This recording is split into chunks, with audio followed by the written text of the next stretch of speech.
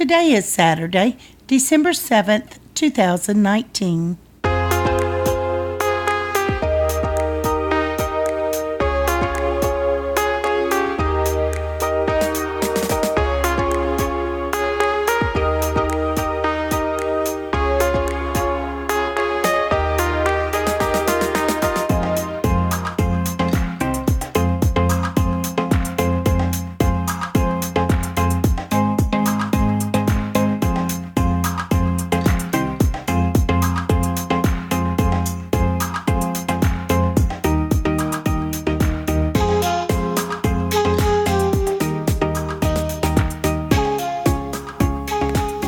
Welcome to the Survivor Fans Podcast. I'm Joanne. And I'm Stacy.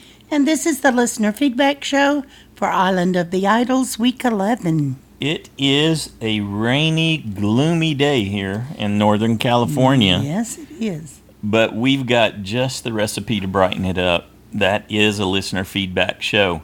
We do the recap on Wednesdays after the episode airs, and on Saturday we turn the show over to the other superfans to let them get their say, make some predictions, help us get some new insights from their particular walks of life. All kinds of innovative analysis happens here.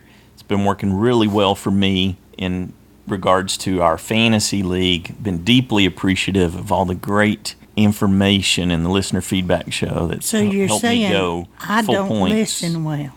Is that what I you're didn't saying? say anything other than it's a very valuable resource for me. What you do with it is that's your own thing. So you take that.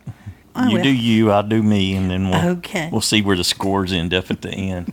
And then we'll do us. How many folks do we have? 19. 19 superfans took time out of their incredibly busy, complicated, complex lives to provide some insight and analysis and share their thoughts about this last week, the season as a whole, and where we're going as we rush, just come in screaming towards the end of the season here. Little drama queen. Do we have any business we need to cover? Nope. Let's jump right in. We've got a call from Pete. Let's see what he thought about this week. Hey, Joanne and Stacy. Pete from Boston calling here. Wow. This episode was nutso. Are you kidding me? I was completely fooled by the edit, big time, not to mention shocked. So let me let out a great big woo!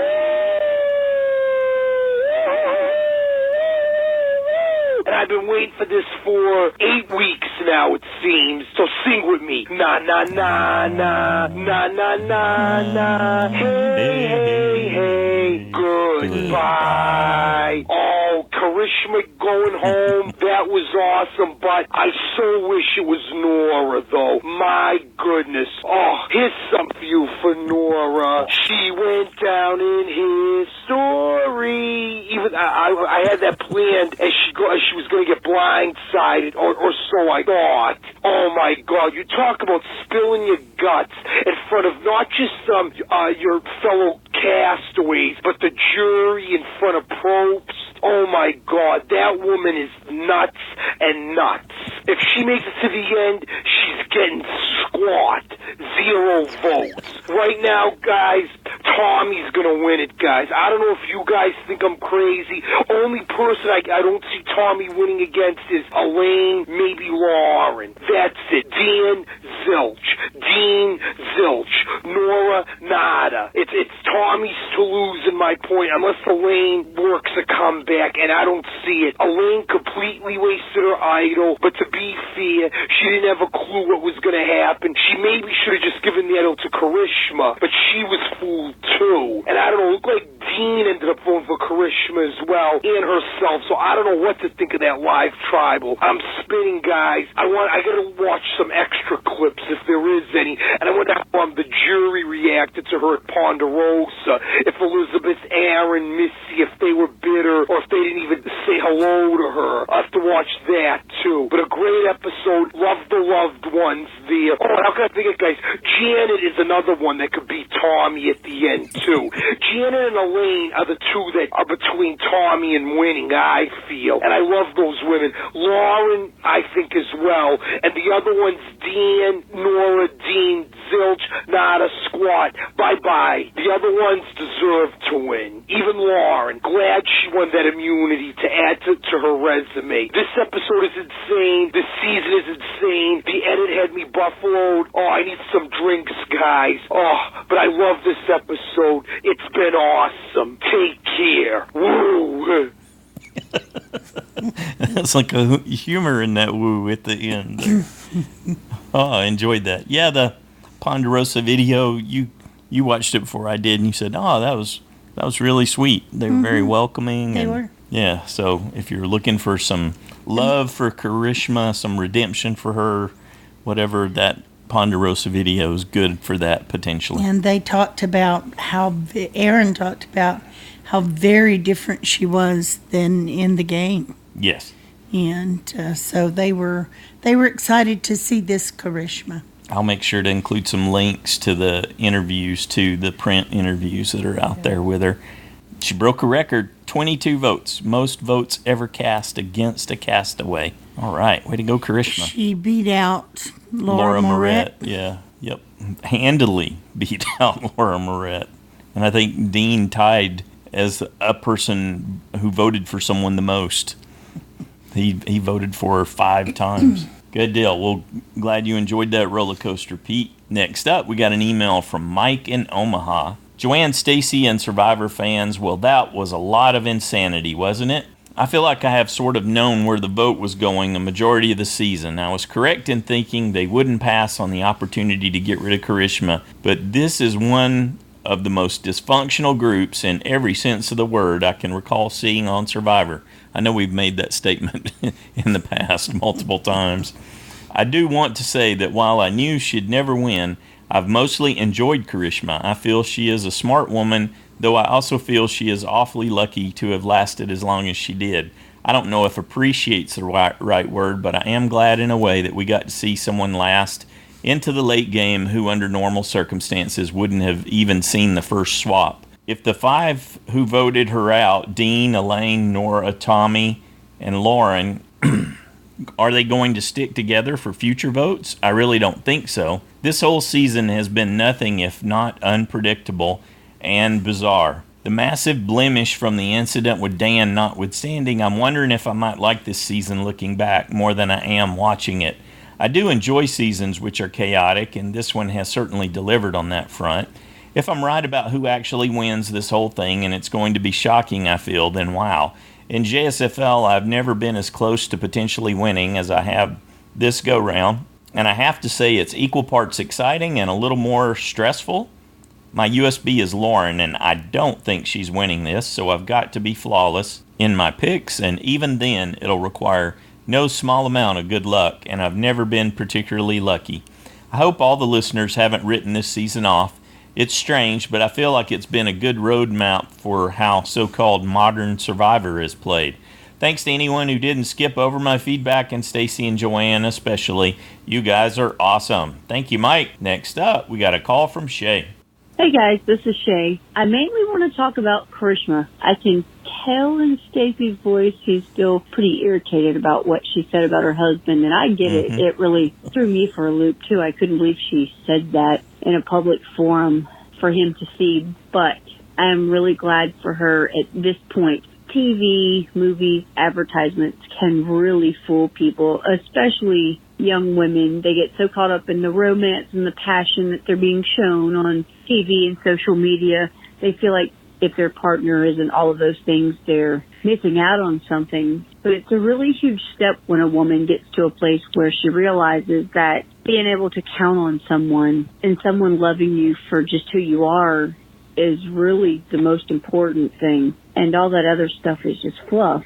And if she doesn't get to win the $1 million, then at least she got that. She got to understand that. And I really hope that helps her in her relationship. And I hope she finds the words to apologize to her husband, because she should.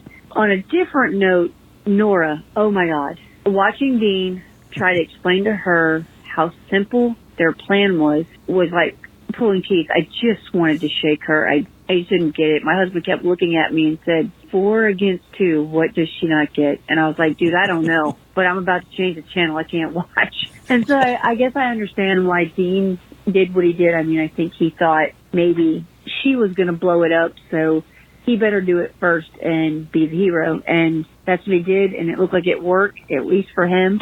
I don't know what it might mean for the person I'm rooting for most in this game, and that's Elaine. I can't wait to see. I hope she's out hunting for an idol. Really enjoyed the episode. It was really, really entertaining in all kinds of ways for all kinds of reasons. And so was your show. I really enjoyed all of the comments that you guys put out there. I can't wait to hear what everybody else has to say, and hopefully I'll talk to you next week. Okay, well, you guys have a good day. Bye. Excellent. Thank you, Shea. She does mention talking to her husband and her parents, trying to give them a heads up or explain things ahead of them seeing it in the, I believe it was in the Dalton Ross interview. So, yeah, if you're interested in more of her perspective on that and how she didn't expect that to be aired, and I think someone even suggested that when we were talking about it back when that happened in the episode in the listener feedback. It's like, well, you're being filmed. I don't think your expectation has any basis in reality there, even though only a small bit makes it And you to have air. no say. Yeah. You signed it all away. Yeah. You have no recourse. Yep. So, yeah, definitely some interesting elements there to consider when you get her take on it after she's out of the game. The Ponderosa video, other people's takes on her, like you said, how different she was, and then her spin on things in her interviews. She looked very different, too. You can see the weight lift off of her. Yeah, and just her whole demeanor. In the Ponderosa video. It's different, yeah. Yeah. She doesn't seem like someone who had really been challenged a whole lot, and so this represented quite the test for her, and hopefully she'll come out the other side of it more mature and with, like Shea was saying, a better perspective on things. Thanks again, Shea. Next up, we got a call from Christiana. Hi, Joanne and Stacy. This is Christiana from Boston. Joanne, I was in a similar situation as you in JSFL, except for exactly opposite. So I originally had Nora going, and I changed it kind of last minute to Karishma. And then I watched the whole show, and I was so frustrated because I was like, oh, Nora's definitely going to go now, especially after the tribal. Like, dang, I shouldn't have changed it. I should have known. And then, lo and behold, Karishma still gets voted out. So I got a save point, which is exciting, or a vote off point. Only my second of the whole season. So that was great. I'm glad that I listened to the listener feedback in order to come to that conclusion and not followed my own gut for Nora, because my gut has not been friendly to me this season. I think if anyone had the line of the night, it was not Dean. It was not Robin Sandra, it was Kelly with these are the dumbest moves commentary from the jury. Amen, Kelly. I don't understand what's going on, and I guess I'm just confused if the edit is not conveying to us what's actually happening or hiding things from us, but it's hiding things from us to the point where I'm not sure if that was the plan all along, was like Dean and Elaine had converted and we're going to vote out Karishma because they couldn't trust Nora, or that was just because of Nora blowing up the plan and Dean blowing up the plan in tribal council. We don't really know, and so it's hard to say, are these people making strategic moves or are they just making these moves in desperation at the last minute? We don't know that. A couple of other notes I wanted to make. So I also caught the piece about Elaine asking what extrapolated means. I kind of assumed that she was playing that up because she says like part of her caricature is playing dumb, and so people underestimate her, and so maybe she genuinely didn't know what it meant, but I assumed that was an act. So it's interesting that you all right off the bat thought that was genuine, so I'm curious what the case is. And also with Elaine playing the idol, I agree that the insurance policy is worth the quote unquote wasted idol, but also people knew Elaine had the idol thanks to Nora, so it takes the target off of her back for future tribals, which is something that was not the case the previous week with Lauren. So I just wanted to bring that up as well. All right, cool. Well, I'm excited to hear what everyone else has to say, and we'll see where the last 2 episodes take us. At this point, I would love Elaine to win. Would be cool with Lauren too. Anyone else? Maybe Janet, just from like a personal perspective, but not necessarily game perspective. Anyone else? Personally, I would be disappointed. Cool. Have a great week, everyone. Bye. All right. Thanks, Christiana. It was in the way she said it, I think, is what we were that's what we made our decision based off on, right? Don't you Yeah, think? but there's no way to know. No way to know. Even though I speak in a deep voice and declarative sentences, I'm not 100% sure that that's what she was doing. Duh. But she wasn't doing the all shucks Southern thing. That wasn't there in her inflection. Okay. Good deal. Thanks, Christiana. Next up, we got an email from Barbara in Long Island. I get a kick out of listening to Joanne's struggles with her safe picks and vote out picks. You and me both. Because I struggle too. Back and forth, back and forth. Well, thanks. Somebody who commiserates with me. Well, that was quite a tribal this week. What is Dean's problem? Does he think he's going to get jury votes by betraying everyone on it? Hey, maybe he will. But right now, he's on the bottom of the core 4.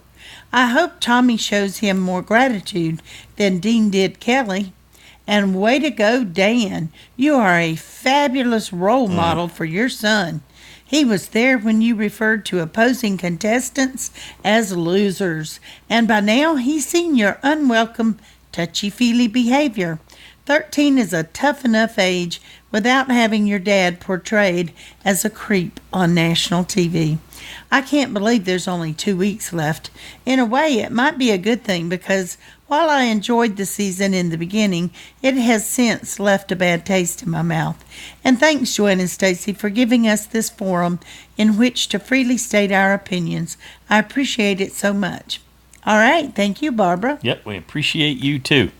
Up next, we got a call from Kim and Cameron. Hi, everybody. It's Kim and Cameron from North Carolina. This episode, I really liked it. It kept me on my toes. I got really excited about what was going to happen. I'll talk more about that later. But I don't usually love the loved ones visit. I don't like all that mushy stuff that Jeff talks about. So I usually just slow down to see what relationship the person has to the survivor participant, and then I fast forward through the mushy talk. Yeah, I went through it, and it's just a few pointers. Karishma, she really did seem to love her husband, which makes me think that earlier on in the season when she had that little blow-up, that wasn't resent against her husband, that was more so just against the conservative Indian background that she mentioned. So Elaine being a lesbian, that didn't, it surprised me in a certain sense. I had just as much reason to believe she was straight as she was a lesbian, but I guess just what happened was the last Deep South LGBT person we had being Donathan, they played that trope to him for so long.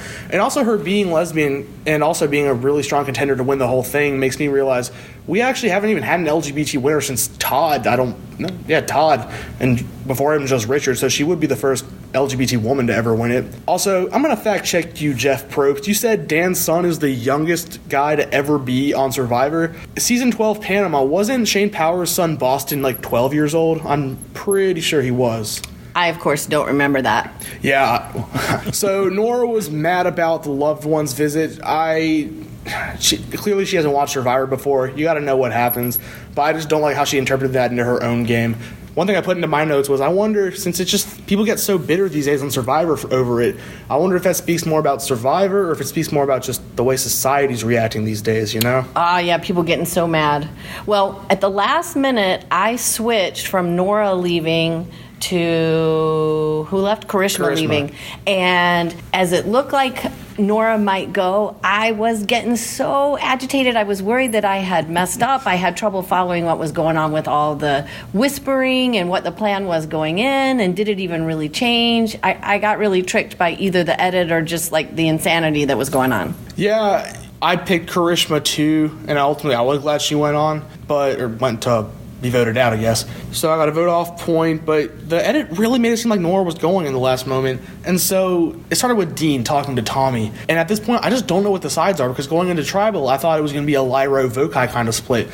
And even after the drama, even after the whispering, the vote still wound up being Dan and Janet going for Nora, and the rest, and Karishma too, the rest going for Karishma. So I don't know where loyalty even stands anymore. The Boston Rob comment was very funny when he's like, I knew this would happen. When Nora was imploding, you can tell he's been waiting for that moment. Yep. So next time on Survivor, I am not really feeling Tommy. I don't think he looks as strong as Lauren in what we've seen. And appears from the scenes that we were shown that he's going to take out Lauren. But obviously he could be talking about someone else. I feel like this season overall is the revenge of the middle tier coattailing goats. And I don't really like that because I really want Elaine to win or I want Lauren to win. I'm not sure I think anybody else really should win. And, that's why Ghost Island was so bad. When all, the decent players got taken out immediately. Exactly. When Kelly's gone, when Jack's gone, when Jamal's already gone, Missy, all of them. It's just... Right. Where do we go from here? Are we really going to be impressed with who wins it all? Yep. It looks like Dean is trying to bro-chacho Tommy, and I wonder if they'll try to team up with Dan and Janet to get out of Lauren next time. Like I said, I'm not going to be happy if that happens. Do what you got to do for $1 million, but hey, we're the viewers. We can judge them. Yep. All right, Joanna, Stacy, it's been fun so far. I guess we only have 2 weeks left. Sad. I know. All right. Take care. Bye. All right. Thanks, guys. Yeah, it's only 2 weeks, but then it'll be... 6 weeks off, and we'll probably be back in it again for 40, the way things are looking date-wise. It starts early in February. Thank you. All right, thanks again. Next up, we got a call from Sophie, Caleb, and Layla. Hi, Joanne and Stacey. Hi, Survivor fans. This is Sophie, Caleb, and Layla from Texas. We haven't called in, but we've been watching, and it's been good. The last episode, I had Nora going home, so it was great until the end. And Caleb had... Who did you have? I have Tommy. Yeah, you had Tommy going home. So we thought we were going to get a point, one of us. But then it was Karishma. I was actually sad to see her go. She never annoyed me, not like it did some of the other survivors. But it was nice to see her with her husband and everything. What did you guys think of the family reunion? I thought it was okay. I just wish they were on a boat and doing a picnic or something. Yeah, so everyone else could see them. And fishing. Jealous. Okay. Layla, did you enjoy the episode? Yeah? Also, just wanted to say that while Nora was back at camp talking, Karishma should have been out there finding an idol, instead of just listening to her, and she missed that opportunity. And then going and telling them all to find it. And she messed up because I really wanted her to be with her sister, but in the playing thing, Nora? Yeah, Nora. But she really messed up telling everybody that. But it's kind of weird how they didn't vote her out. Okay, so what did you think of her going a bit wild at Tribal and talking? A little bit much? I got a little scared, but at the end of the day, I kind of felt like she should have gone home instead. Yeah, probably. I think Caleb likes Nora because she reminds me a little bit of my sister, who's a bit of a hippie and wild and crazy, traveling and just a free spirit. So, yeah. Okay, well, Lauren, my ESB, she's doing well. She's been doing well the whole season, I think. However, I think next episode it will either be Elaine targeted, Lauren targeted, or Janet. Yeah, and I'd be happy with either of them winning. I don't know if we're going to make the final episode. How many weeks have we got left? Because in 2 weeks we leave to England until the new year. So, yeah, I don't know if we're going to get the last episode. But take care, everybody, and thanks for calling in and listening and doing all you do. You make it really fun. Thanks. Okay, bye. If it's 2 weeks from today, you'll be okay. Yeah. Yeah, but if it's 2 weeks as of Wednesday, December 18th, not so much. Thanks, Sophie, Caleb, Layla. Next up, we got an email from Nathan in Portsmouth, Virginia. Hello, Joanne, Stacy, and Survivor fans. This week's episode seemed pretty straightforward. I've never been a huge fan of the loved one's visit. They just seem to spend a lot of time on those, and that's okay, but it's not the most entertaining part, in my opinion. One nice part about the visit is being able to catch a glimpse of the players' lives outside the game. For example, when Nora's sister came out, I said, "Oh no, there's another one of her." I also thought it revealed the true nature of what Karishma was dealing with on an emotional and personal level. I think one thing that will stick in my mind from this episode is Nora setting out the leaves to figure out the votes. Something about that just made me laugh out loud. I also think Dean saying, "I'm most worried about you," was a memorable moment, although that was kind of ironic because Dean was the one who ended up switching things up. I'm trying to figure out why Dean decided to change things at Tribal Council by whispering to Tommy. I've been trying to determine his strategy behind that move since he started the talks at Tribal Council. I know Nora will be the attention of Tribal Council since she was the loudest and most verbal, but she didn't start anything until Dean got the whisper game going. It seems that the best move for Dean would have been to go to the Final Four with Nora, Elaine, and Karishma. If I were Dean, I'd rather be at the Final Three with two of them rather than Tommy or Lauren. He was supposed to assemble the GOAT Army. It was It's a fun way of looking at it. It was an interesting move. I guess I can't say it's wrong since we haven't heard the reasoning nor seen the results yet. Time will tell. I'm looking forward to hearing what everyone else thinks about this during the listener feedback. Lastly, I was glad to see Karishma's Ponderosa and read some of her post-game interviews. It seemed that she is doing well, and that makes me happy for her. While I did not love her as a player, I did connect to her throughout the season. She seemed to be going through such a difficult time as she tried to figure out herself and her life outside of the game. I've had a lot of that personally the past 2 years, so I felt for her trying to work all these things out on a very difficult game on a very public platform. Thanks for everything, Joanna and Stacy. Thanks to everyone who contributes to this podcast or the Facebook page. And thank you, Nathan. Good job. Next up, we've got a call from Drew. Hey, Joanna and Stacy. Hey, everyone. This is Drew. I am in the car on the way home. Just got home from a few days in Hawaii for a work trip. I know it's a rough life. Someone has to do the job, right? But yeah, I didn't actually get to watch the episode until this morning. And I'm going to just give a preemptive winner of the week to my phone or my DVR or Xfinity, I guess, for letting me watch my DVR on my phone at the airport. So I finally got to watch that and also listen to your recap as I was on my red-eye flight. So, yeah, I wasn't blown away by this episode, but until I guess the end, and I was kind of blown away, I still am kind of confused. I mean, maybe I'm just kind of in a travel haze, but I still am just kind of confused about who was supposed to do what and where it changed and how it all changed again at tribal council and who was lying and who wasn't lying and who was with whom and whatever. But it did keep it interesting all the way up to the very end. And I guess, sorry, Karishma, but I think that was a long time coming. I think that, like they said, she had 9 lives and she just kept not getting voted out when it seemed like she would. So not too surprising, even though I did have her safe. So, I mean, it's not like it was predictable, for me anyway. It wasn't too surprising in the end.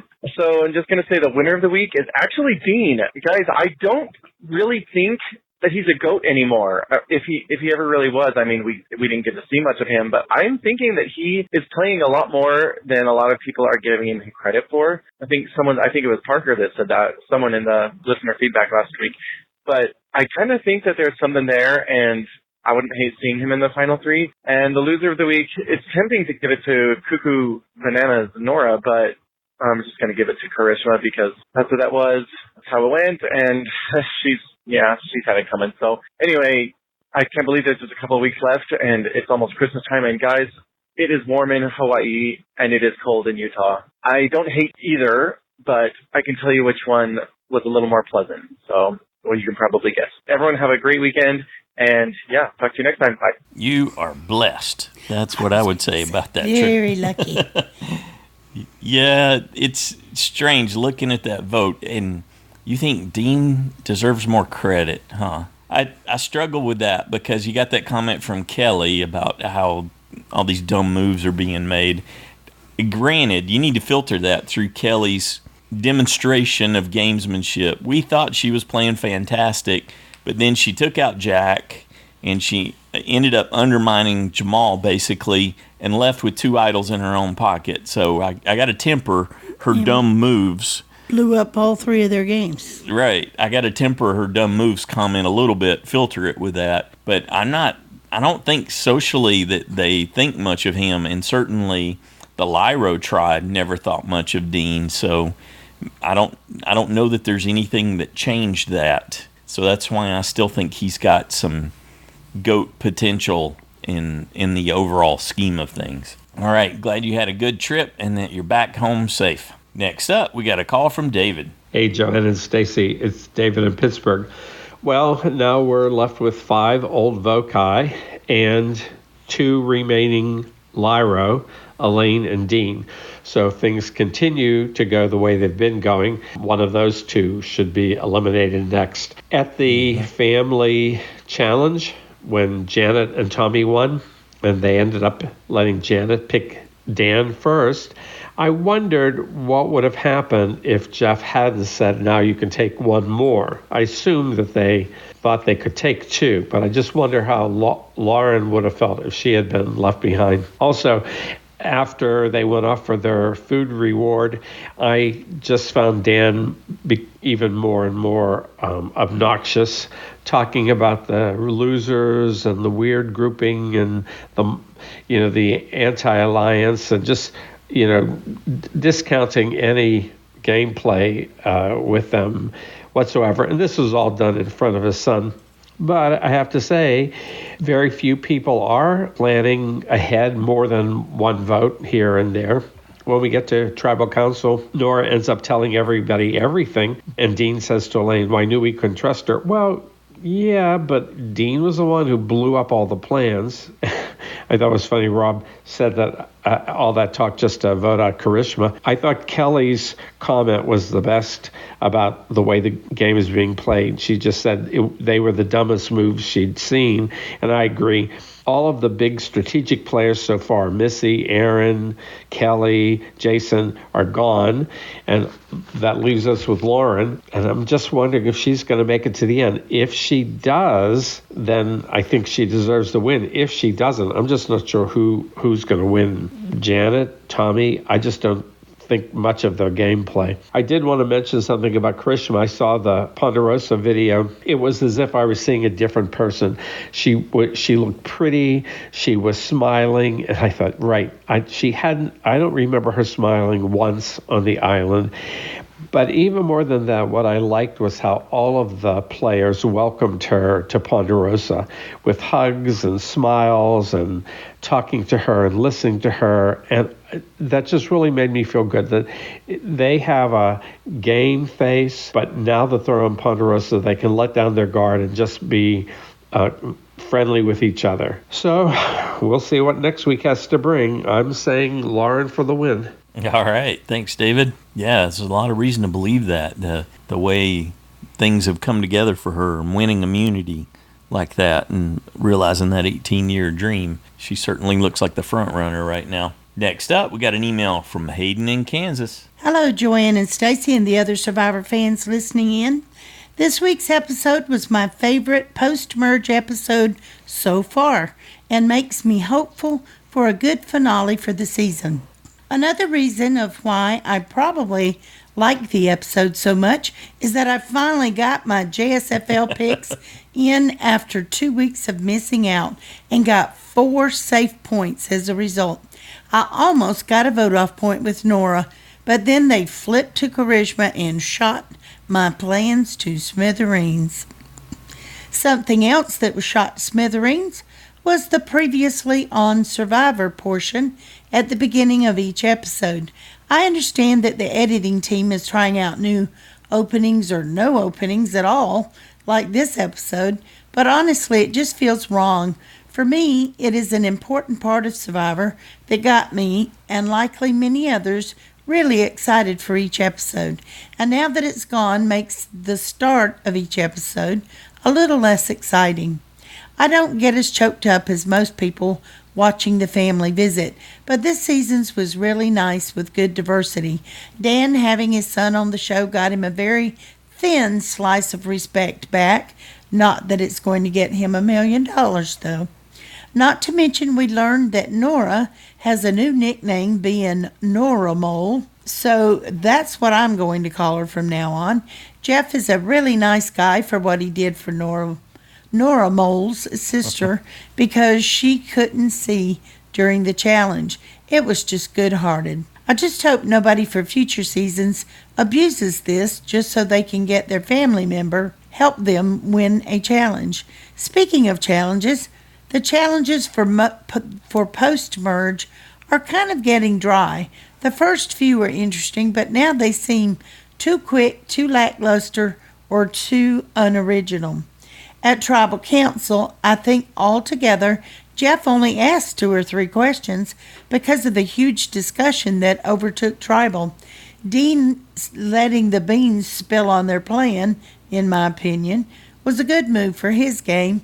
It secures him with Tommy and company, which in turn gets him farther in the game. However, Nora Mole spitting the beans was not a good move for her game. It showed she is untrustworthy and not a reliable ally, so she will unlikely get voted out soon. or she will likely get voted out soon. This led to, in my opinion, the moment that sealed Charisma's fate. When Dan asked Tommy when they were voting Nora Mole, I think Tommy changed the vote from Nora to Charisma as he saw that they could accomplish their goal while also making Nora an outsider. I don't know if this is exactly true, but I strongly believe this to be true. Then the votes were about to be read when suddenly Elaine plays an idol. This, while wasting an idol, was a good play because it allows for what you, Joanne and Stacy, talked about in the recap podcast. Overall, this episode was really good, even with the negatives throughout, mainly me losing an easy safe vote. Next time on Survivor, we might possibly see Tommy going after Lauren, which to me is far overdue. Thanks again for the great podcast, and I'll see you all next week. All right, thanks, Hayden. Up next, we have a call from Kyle. Hey, Joanne and Stacy and all the Survivor fans at home. This is Kyle from Calgary, Canada, calling with this week's feedback. Overall, it was an okay episode. I typically appreciate the family visits, but this one didn't really give me that same sort of emotional punch in the gut that they typically do, and I think it had to do with Charisma's somewhat uncomfortable moment that she had with her husband, given that we know how she kind of feels about him, and also Dan having his son out there. I like to see his son. I thought that was a really cool moment, and it would have been really fun. However, we know what we know about Dan, and I can't forget that. He's kind of a creep. So, any enjoyment on his part, trying to soften him up a little bit seems a little bit misguided to me. I do understand why they brought him along for the reward. It wasn't really to reward Dan, but more so to reward his son, and I probably would have done the same thing. So that is what it is. On to the tribal, real live tribal. It was sort of interesting to see how Dean was able to upset the apple cart, as it were, by just sort of, telling Tommy something.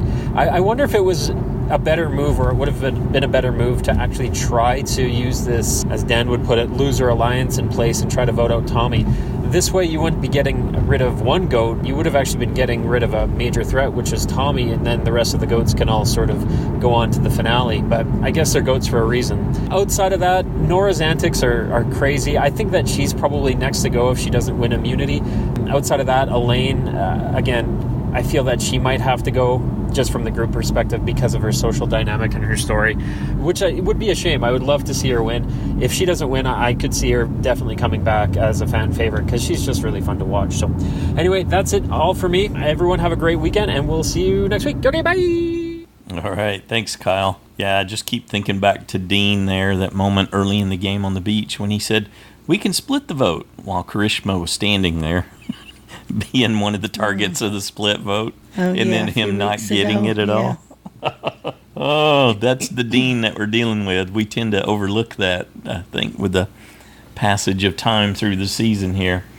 Next up, we got a call from Sam. Hi, Joanne and Stacy. This is Sam from California, and I enjoy your show a lot. I'm calling about how Dean is not really seeming to receive the blame for the falling apart of the blind side, it seems like.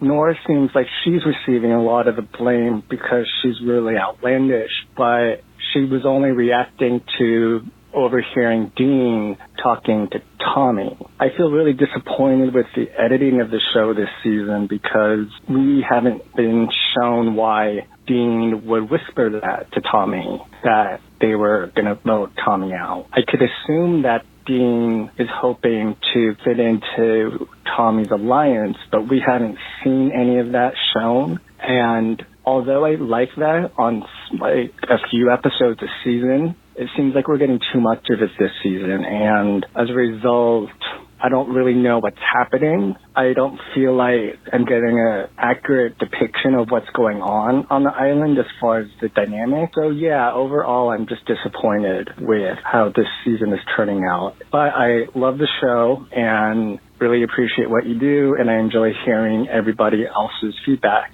Thank you. Bye. Thanks, Sam. Great to hear from you. Yeah, I think that one of the reasons that things are feeling so off to all of us is exactly like Sam was saying, is the edit and the fact that they built this season on lies, on an island of lies, and they called it the Island of Idols, and then they wouldn't talk about it. And it forced certain things to happen in the edit, and then there becomes a chain reaction. And this may be me forcing an answer on something that's just chaotic, like normal. But that seems like it's at the root of things. Dean had been fixated on getting rid of Karishma for a long, long time. Like I said, tied a record for casting the most votes for her.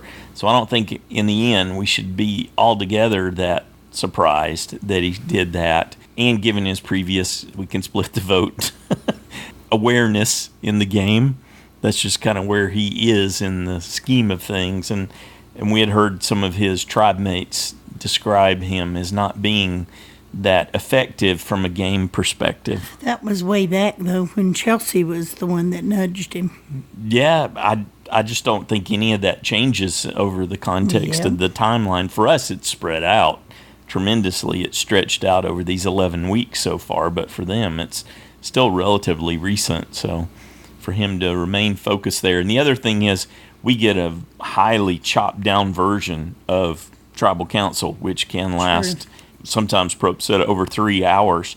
So we don't know if maybe something Nora said triggered Dean to do all that.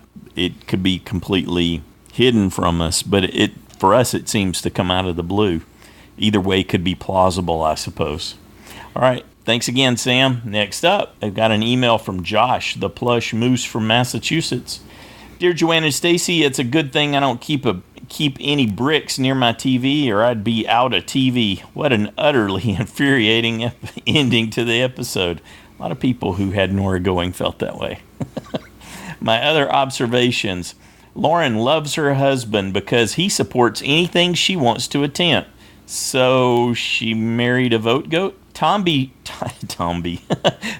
trembles a lot. He's a bit tall for a Chihuahua, but Italian Greyhound. He does got kind of an Italian Greyhound vibe, doesn't he? Okay. Yeah. Drew said he'd never seen Karishma like this. He's seen her plenty now on his TV. Nora wants to be like her sister when she grows up. Her alliance hopes that happens in the next few days. You bet. Which type of player is harder to deal with? Nora Mull or Abby Normal? They're both kind of the same thing. I'd love to know what the Janet shirt code was for twins of different sexes. A tie-dye? Hansy Dan sounds like the cowardly lion when he cries. Nora's visually impaired sister got a front row seat for the challenge. Strategically impaired Nora needs to have Sandra strapped to her 24/7. No. Nora landed on her head twice during the Loved Ones challenge. Maybe that explains her subsequent gameplay. Ragtag, group of losers, weird army, dastardly Dan, please get off my TV. Nora says she's the Karishma that's fun to be around, does stuff at camp, etc. She's also the Karishma who doesn't hold her tongue. Nora should run for Congress. She's a natural at the filibuster. Who knew that they celebrate Festivus on Fiji? Lauren wants that necklace. I want Dan gone. Only one of us got what they wanted. Culpepper Math, Part 1. Vokai plans a 7-person split with 4 votes. We found out that a simple no-lose plan is no match for a Fruit Loop. Culpepper Math, Part 2. Nora figuring out people's votes with leaves. The Goat Army meltdown at Tribal made me very angry. Nora is right that people shouldn't look at Dean. He's pretty, but he's a weasel. Teaching time with Tommy. Today's lesson, the value of double talk. Elaine is sorry her idol smells like feet. So is Jeff. Dan has the ugliest happy face I've ever seen. Happy dance. Happy dance. Oh. Yes, happy dance. Happy face worked for me, too. I think he stole it from a movie villain. Yes. In action, the Goat Army reminded me of the crack Suicide Squad from Life of Brian. Karishma learned she loves her husband and will cherish him forever. Hopefully he still feels the same about her. Next time Nora takes a spin class, the tribe gets dizzy in a challenge and Tommy wants her gone. Who? I don't know. Third base? Anyway, that's it from me for now. Thanks, Joanne and Stacy, for all you do. Can't wait to hear what the other fans have to say. All right. Thank you, Josh. I like that Laurel and Hardy bit right there at the end. No, Abbott and Costello. That's what that was, right? Yeah. Yes. Yeah. Wrong generation there, Yep. huh? All right. Thanks, Josh. Next up, we got a call from Jody. Come on, Eileen, won't you stick it to Dean and Nora? Tell them all the plans. Oh my gosh, it's Jody in Brisbane. It is hot today. My brain has melted. So it's like, I think it's 38 or 39 degrees here today. I think in your money it's 100 and something Fahrenheit. I don't know. Is anyone else just desperately missing the wand-off? Is there a bootleg wand-off on the YouTubes? I don't know. I'm going to have to check that out. I just love this week. Karishma, yeah, she's gone. And there is one thing I super appreciated from her Ponderosa, and that is from my watchings of the Ponderosa. I always just think I would want to just get there and throw my body in the shower and scrub everything I own. And I always wonder how people can bring their stink into a dining room surrounded by soapy smelling others and just go with it. And even looking at yourself, dirt in all the crevices, I just feel like it's me, a scrub brush and a hot shower. But it took crazy Karishma for my Ponderosa vicarious dreams to come true. So loved that. I loved the family visit. I really choked up with Janet and with Eileen's visits, and I cringed so hard with Karishma's body sobbing. It was a bit much. And also at Ponderosa, Karishma, just everyone's saying, oh, this is the person, rah, rah, rah. It just emphasizes so much to me how confidence is so attractive and insecurity is just disgusting. It's repellent. There you go. If you're going to go out there, be confident. All right. So Janet's still in the game, and she's my USB now, my whopping 5-point person. But I don't know. I'm hoping Elaine gets there. All right. I'm out and cannot wait to hear everyone's beautiful insights that are always so much more on the money than mine. But yeah.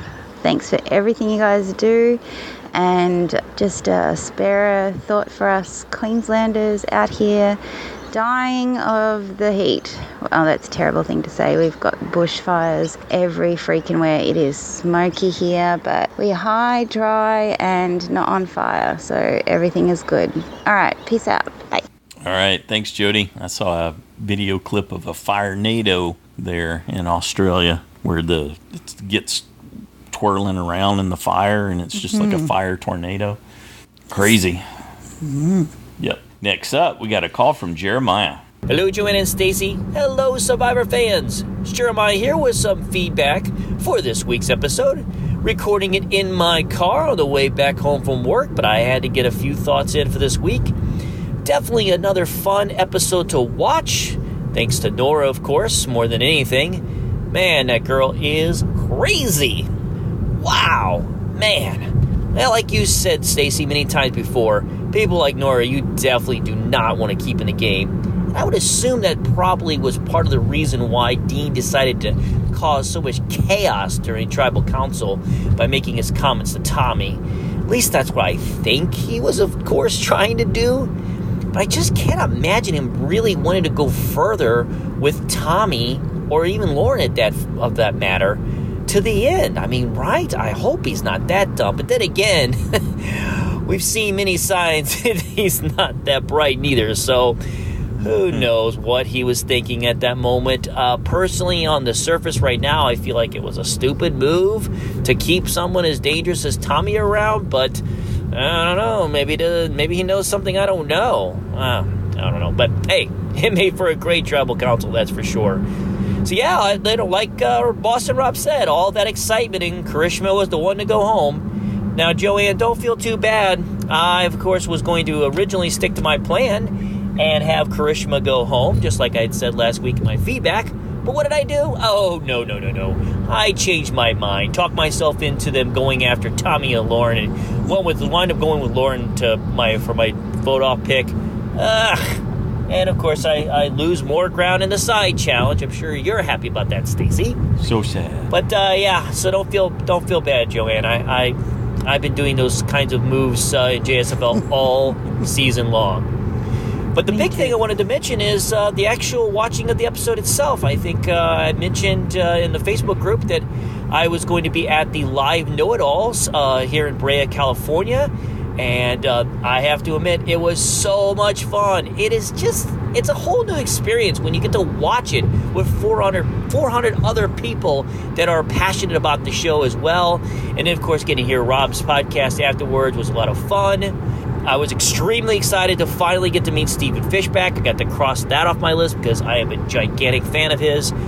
But the big excitement was into finally getting to meet more listeners of the Survivor Fans podcast. Now, of course, I was sitting with Christy, and I got to see Mike Kay and some other people that I've met before, and of course, hang out with here in the Southern California on a regular basis. But more importantly, I got to meet Jen from California. Had just been talking about how I wish I knew what she looked like, and all of a sudden, she comes up to our table and asks, "Hey, are you Jeremiah?" It was so cool. I was so glad that she did come over and talk to us. So I got to meet her. We got our pictures taken together. That's on the Facebook group. That was my most exciting part about it, was getting to meet more listeners of the podcast, because that's what I get excited about, is meeting other fans of the show. You guys take care, and until next time, this is Jeremiah from Southern California. Outstanding. All right, that's awesome. Yeah, thanks, Jeremiah. Next up, we got an email from Jack in California. I have missed the last 2 feedback episodes, but I'm back and ready to discuss the most recent episode. My JSFL score is still down in the dumps, but I'm not at the very bottom yet, so there is still a glimpse of hope for me. Or a little bit lower, you can sink. You mean? It immediately started with the family visit, and I know that gets to some people, but without actually experiencing it myself, I just don't get that emotional with them. I'm not surprised that Karishma broke down when she saw her husband. I think Jeff did a really nice thing when he let Nora's loved one join him so she could see better, but Nora struggled a lot within that challenge. It was great to see Elaine find the hidden idol, and with the craziness that was this week's tribal council, I don't blame her for using it to save herself, even though she didn't need to. Speaking of tribal, that was one crazy live one that we saw it and didn't take long to escalate.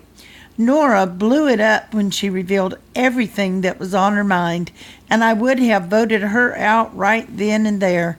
But the outcome was not what I expected it to be, with the low-level Karishma going home. I got my first vote out of the season, though, when Elizabeth went out, and I could have put Karishma out if I listened to the last listener feedback before this episode aired, but I didn't. I had Nora as the vote out, and I think I put Karishma as safe. Maybe Lauren goes next week before the finale? I have no idea. Could be. Maybe that was what this week was all about. It was a celebration of Lauren before she gets voted out. I see. Thanks, Jack. Next up, we got a call from Jen. Hi, everyone. This is Jen in California. As a fan of the loved one's visit, this one failed to bring the heightened emotions that I usually feel when watching it. And I don't know if that's because of the fact that I don't really feel as emotional of a connection as I usually do to these players. I don't know. That's neither here nor there, though, because I'll tell you what the family visit did bring. It brought on the crazy in Nora, and I absolutely loved it. I know I've said a couple of times on this podcast that Coach is one of my all-time favorite players, and I think it's because he takes himself way too seriously, and he brings a level of silliness to this game that, I don't know, it just makes me smile. And Nora achieved Coach levels for me this last episode. Well, Coach 1.0 or Coach 2.0, not Coach 3.0. He was serious and strategic and less coachy in his third time out. But at any rate, as much as I like to say that I'm a fan of the strategy, which I am, I just get the biggest kick out of people who go crazy out there on that island. And Nora, I love you. Another thing that struck me in this episode is in this season of ups and downs, I've also had my ups and downs with Rob and Sandra's presence on the island. But in this episode, I had full appreciation for them being there, and especially when Rob basically exclaimed in the end what we all were thinking. All of that just to vote out Karishma? Am I right? And as far as what's going to happen moving forward and who really is in the best spot, I have to say I am thoroughly confused. Because after watching who cast their votes for whom at the end of the show, it did not go like I thought it went. Dan, Janet, and Karishma voted Nora.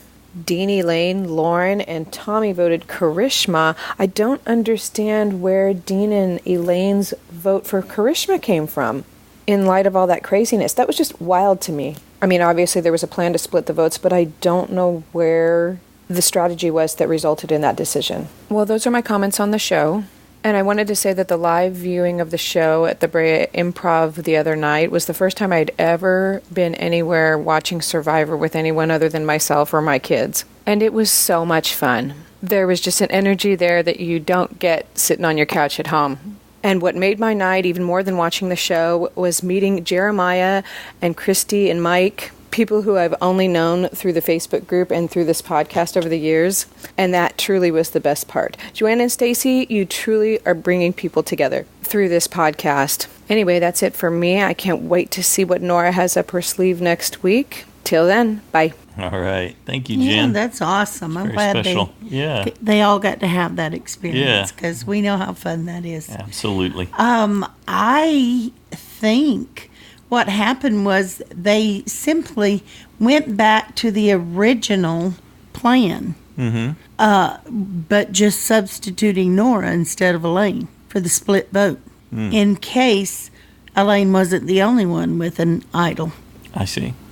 And that's why Janet went over and asked Karishma if she would write Nora's name down. And she said, yes, I'll write it. And she goes back and tells Dan and Tommy, okay, she's going to write it. So I think they just figured that out. Just work it that way, pivot over to her, huh? Yep. So, because they still wanted to do a split vote just in case one of the others, Nora or Karishma, had an idol. One other thing that Tommy's emphasized for us over and over again is he has this desperate need to have a meat shield in front of him. And Tommy's his last line of defense from how he's described it. So I think some of that desperation. You're saying Dean wants a meat shield? Yes. Oh, okay. Yeah. He feels like he needs to be protected because he's perceived as such a huge physical threat, which, hasn't really proved to be the case. Not seeing it. Yeah, no threat at all in any context of the game. So, other than maybe shooting baskets, he poses some threat. They haven't shown us a lot for real because I was very surprised when Janet and Tommy took Dan and Lauren. I don't know why I was so surprised. I knew that Janet was close to Dan, but I kind of thought Janet, well, I think it's like someone Dean else and said. Dan were together. I think it's like someone else was saying they did it for Dan's son, not so much for Dan. Well, but they said this is our main alliance. So I'm thinking, no, they didn't. Yeah, possibly. Well, maybe they did, because they didn't know whether they were going to get to take Lauren or not. They might have done it for the son, but still, I don't know. It's a good cover, right? Because you go, yeah, but how could we not give that to his son? How could we not how can we deny the kid that? Yeah. Whatever, when you're trying to explain it when you get back. She's like, excuse me, I wanted to see my spouse. Yeah. That's how. But anyway, I was surprised by that. So. Okay. Thanks, Jen. We appreciate getting to hear all that from you and Jeremiah. That's fantastic. Next up, we got a call from Paul. Hey, Paul in Louisiana here. And what a great episode. No Rob or Sandra, nonstop quality interaction between our players, and a nail-biting immunity challenge that came down to an endurance battle between my USB and Karishma, who were both under the gun at some point throughout the episode. Okay, so I've got to confess that I'm one of the minority of viewers out there who aren't really affected by the whole loved ones reunion. But Janet's "I've done some bad things out here" to her husband was so cute because, well, No, she hasn't. I was relieved, however, when Dan didn't fess up and say the same thing to his 13-year-old son, because, wow, wouldn't that have been awkward? And Karishma, it's nice to see her do a 180 from her earlier comments about her husband. Don't it always seem to go that you don't know what you got till it's gone? Anyway, to the meat of the matter, there's Dean and Nora. Nora's sister is just being polite by using the term Nora Mull, because the name that really fits is Nora-rotic. But I guess that sounds a little porny, so whatever. At any rate, the way I see it, it was her and Dean together that screwed up the plan at Tribal and ended up making a huge mess. Now, Nora spoke up only to save her butt when she saw that Dean had sent the big plan going south. And yes, that big plan was the one that took her half a day to work out in her head, so she was invested. But then, let's face it, Dean spoke up because she had acted so neurotically in front of him earlier when he told her point blank that he honestly was having trouble trusting her. In the end, it didn't matter who went home because Dean will always be a bottom feeder no matter what side he's on. That said, I would have voted off Nora because of her unpredictability. She's a huge liability at this point in time. She reminds me of Dreams. She just can't be trusted with information, but you can't leave her out of the loop either. Nora is as Nora does. So as it stands, I think our most likely possible winners would be either Lauren, Tommy, Janet, or Elaine. And in that order. Janet and Elaine are underdogs that I can easily live with winning, but it's Lauren and Tommy that I'm rooting for, with a strong preference towards Lauren. She had that move early in the game that made me like her, but then she settled firmly into the background, and it wasn't until her trip to the island that must not be named that opened her up again as a player. And Tommy, well, honestly, he hasn't done anything yet, so Lauren is my favorite for the win. But she's also the most likely to be voted out if the other players know what's good for them. Since I want a skilled player winning, this puts me between a rock and a hard place, because I know Lauren should go, but I don't want her to. That said, we know that Tommy is wanting to move against her now, but I'm thinking that word will get back to her, and I'm hoping that she's skilled enough to be able to cut his throat first. Wow, I guess I found my inner Karishma there. So yeah, because I like Lauren so much, I'm picking Tommy to go. And time is up, so that's it for me. Bye. All right, thanks, Paul. I like Nora-otic. Yeah, it works too. So what's your prediction for next week? It does seem like they would go after Elaine again. Now, Elaine's got a little bit of a track record of showing up with advantages and idols, and she will have an opportunity to get another one. It would be fantastic if she did. It would be surprising if she did, but she does know what to look for. So there's some potential there. But so does Dean and Nora. Know what to look for? I guess to a degree. By what I meant there was that they hadn't actually found one, and she had. So Dean, we think, was told by Kelly what to look for and where to look. Well, he was also told by Karishma last week. She told him all four. Yep. I don't think there's any substitute for firsthand finding one, though, and having that sort of seared into your brain in the process. I too think Elaine's still in jeopardy. I mean, I'd like to see Nora go just because she's so erratic, but I think Nora could well become the new Karishma because Dan was so afraid of Karishma being taken to the end as a goat. Well, we've been talking about Nora being a goat pretty much the whole season. Yeah, but I think they always thought, oh, yeah, we'll get rid of her. But Dan should be concerned about her as well. But absolutely. I still think that Elaine's way more dangerous. She is, but they should get rid of Nora because she's going to undermine your plan. You're going to go make a move, and you're going to slip on her and fall and crack your head, and your game's going to be over, and you'll be sitting in the jury wondering why you got a headache. Well, I believe I would have gone ahead and gotten rid of her this week and saved Karishma for next week. Or a long, long time ago, but, it's Nora being there, Karishma being there. I don't credit that to them directly at all. There were conscious decisions to eliminate more important threats. And they just got the benefit of the ride along. They're just sitting in the back seat.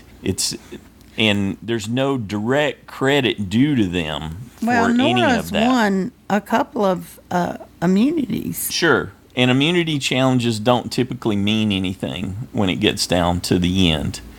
I don't know why it's you like think aesthetics. that. Well, you don't win based on how well you performed in the challenge. You win based on your overall social game. Oh, you're talking about the very end game. Yeah. Well, it can keep you to the end game. Sure. Yeah. I see. Your counterpoint was that by having immunity, she moved herself forward. Yes. Yeah. Okay. Sure. Fine. She wasn't taken for a couple of game cycles. She's definitely done that, but that's not really the case with Karishma. If Nora hadn't given her a kick in the pants, she wouldn't have gone out and found an idol. You look confused. No, just that was never an issue with Karishma. She never won anything. Right. But people want to give her credit for making it deep into the game. My point is, she's not really due any credit. When you get just dragged along, it's like you can be in the final three, and that can be by no direct merit to you. We've seen that time and time again. Goats. Yeah, exactly. It's someone who represents no social threat to win. They're not perceived as having any value in the game. I just wonder, though, because people seem to like Dean. I don't think he's been a threat in other ways in the game, but what if he's more well-liked than we know? Then it just becomes who's he sitting beside, because you could put him there beside Dan and Nora, and you could potentially have a hard time figuring out who's going to win that. It could put him as the front runner. We don't know how they're perceiving Dan right now from the social perspective of the game. That's just not there. Yeah. That's all being withheld. Absolutely. Yeah, because they're choosing to emphasize other elements of the story that may or may have nothing to do with Dan. But we have been given hints all along through the season that they didn't have a very high opinion of Dean's gamesmanship in the context of the Survivor Games. Got no direct bearing on him as a person. And everyone's been afraid real of world. Lauren winning with her personality from the get-go. I think the people who have acumen in the game that are on the jury recognize that Lauren represents a big threat. Likewise with Elaine. They had called and targeted her from the very beginning. I just said that. I thought you were talking about Lauren. No. I said Lauren and Elaine. So I know. Okay. I was talking about Elaine. Okay. So who do you think's going? Like I said, Elaine. Okay. I think Elaine's going to save herself, and they're going to take out Nora. They're just going to send her along with Karishma. Hey, I can get on board with that. Okay, we want to thank everyone who took time to send in your thoughts and predictions this week. Also, big thanks to Christy for your subscription donation. She's like our longest running financial supporter of the podcast. She's our sugar mama. We appreciate that, Christy. Absolutely. Thank you so much. So if you play in JSFL, don't forget to get your picks in before the deadline of 7:30 Eastern, 4:30 Pacific time on Wednesdays. So we wish everybody good luck. Jody, you guys stay safe, and we'll be thinking about all of you. Have a good one.